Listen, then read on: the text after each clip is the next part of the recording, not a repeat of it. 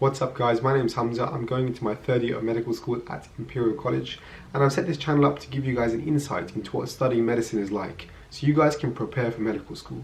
So you have some free time and you're wondering what to read, whether you're preparing for interviews or even if you already have an offer. The first advice I can give you is to not read any clinically or anatomy related textbooks before you get to medical school. They contain mostly jargon, and I know you might be passionate and motivated about studying medicine, but if you haven't had a prior exposure to the topics beforehand, they can be quite difficult to understand. I know it can seem quite surprising, but a lot of medical students nowadays don't really use textbooks either, unless it's a topic that they're really keen to understand. With the revolution of handheld technology and the internet, it's become so much easier to look things up, and at Imperial we're also provided with iBooks which we can use to review the lecture notes.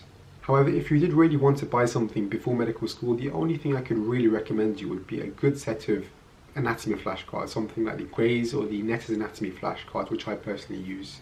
Most of my friends have used these flashcards at some point within the revision of anatomy, because the anatomy diagrams in exams are based on the Netter's Anatomy flashcards. However, saying that, I would advise against buying any other resources before getting to medical school, because medical textbooks tend to be quite expensive and you may not end up needing them. Instead, I would suggest focusing on books which talk more about the experiences of doctors within the medical field. So what I mean by that is non-academic books which talk about the hardships and challenges that doctors are faced with within the medical field and how they overcome these challenges. The book which I'm currently reading is called Do No Harm by Dr. Marsh, and essentially in each chapter the author takes us through a different case which he's seen in his time as a neurosurgeon, and he talks about the patient's case as though it's a story, while demonstrating the human aspects of medicine and that doctors can never be certain about things. Now, a book like this isn't academic in a medical sense. However, if you're applying for medicine, it will give you a greater appreciation as to the things that doctors go through on a day-to-day basis and how medicine works. And you can also include these points within your interviews to impress the examiners. Another book that's on my reading list is a book called Black Box Thinking by SYED.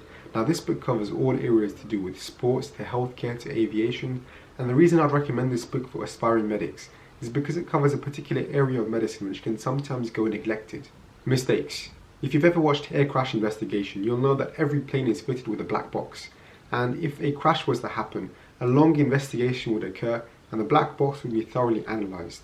However, within medicine, if a mistake happens, sometimes it can be brushed off as an accident or a mishap, and the healthcare system might not be scrutinised and there might not be any further investigations, as shown in the first chapter of the book. So this book tackles the idea behind why mistakes are made and the importance of reflecting on these mistakes, because doctors will make mistakes, they're human at the end of the day, and if an aspiring medic was to understand this idea, they'll be set for the future, because a massive part of medicine is just reflecting on your mistakes so you can improve, and that's why I would really recommend this book. So in conclusion, don't focus on reading or purchasing any pure medical textbooks before you get to medical school. You have 5 to 6 years of that ahead of you.